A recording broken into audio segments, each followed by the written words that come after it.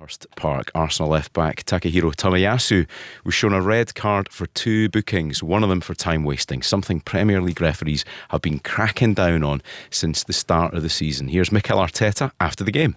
Well, if this is the standards, I think we will see 8 against 8 this season. So you didn't agree with both of them or just one of them? No, I don't agree, no. So the time-wasting thing they have said they're clamping down on, did he take too long from that throw? Well, I don't know exactly how long you can. If it's 3 It was seconds, like 23 seconds or something like that. no, apparently. it wasn't. I think it was 8 seconds, and Right. there are previous ones that are longer. So I don't know. We might have to play with a stopwatch and understand what's next. It's okay. We won the game. I'm so happy. Right, let's speak to Palace fan Dan Cook, who's the host of Palace podcast Hopkin Looking to Curl One, and Amanda from the Same Old Arsenal podcast. Good morning to you both. Morning. Good morning. Hiya. Dan, listen, starting with you on Palace, you must feel really frustrated because the game was there for you as well, wasn't it? You could have got a result last night.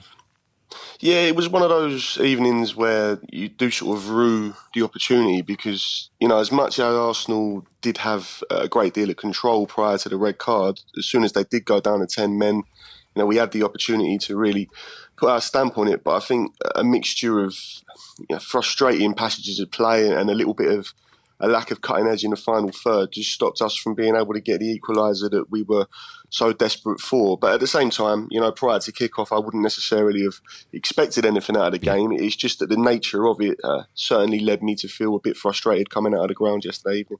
Dan, this is the big challenge for Palace, isn't it? It's firepower. I think Edouard played up front for you, didn't he? It was a 4-4-1-1 formation that you had, but on the bench, it doesn't look like you've got anybody else that can really come on and make a difference at the moment. No, of course, we've lost Wilfried Zaha this summer. He's gone to Galatasaray on a free transfer. And Michael Elise has signed a new contract, admittedly, but isn't back in terms of full-time fitness until sort of late September, early October. We have made one attacking signing in the shape of Matheus França from Flamengo, but he is still a teenager. He's very raw and he's new to the league, and I think it will take him a while to get up to speed. So we certainly do need something before the transfer window closes, but whether or not we manage to get it's another thing altogether. Sure. Amanda, on the Arsenal performance, it's one of those results that, you know, early in the season you must be really pleased about because they're potentially drop points, aren't they, in games like last night? Absolutely, and I'm over the moon that we've got 2-2 and beaten Palace under the lights on an evening game. But I've never felt like this, Gordon. I've woken up angry. I went to bed angry because Tomiyasu held that ball for 8 seconds and Ayew still on the pitch after pulling down Saka. And Tomiyasu doesn't touch Ayew, doesn't pull his shirt and get sent off.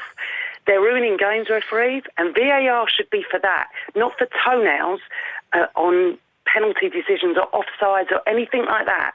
And that is why I'm angry this morning. It's weird being an Arsenal fan, I get it. We're 2-2. Of course we should be happy, and I am totally happy. But it's ruining games. And Arteta's right, it wasn't 23 seconds, it was 8 seconds. Now, if we'd have time waited before, then book them.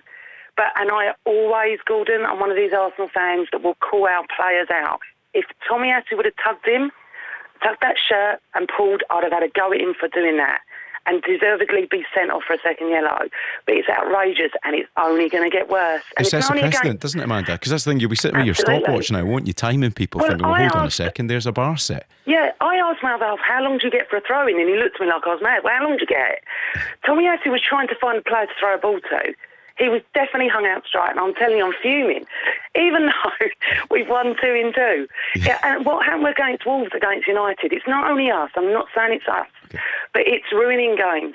And if you listen to Gary Neville last night, he tugged the play, he didn't. Now, the problem you've got is when a decision is subjective, you can't have VAR. You can't have VAR for penalties. You can't do it because it's all about opinions. This is not about an opinion. He didn't tug his shirt. VAR should have been on that. Well, Amanda, have a little listen later on. We'll have Lee Dixon and his opinion on that. No doubt he'll disagree with Gary Neville for you as well, with the old Arsenal colours on. Dan Cook, thank you so much for your Palace view, and Amanda as well from the Same Old Arsenal podcast.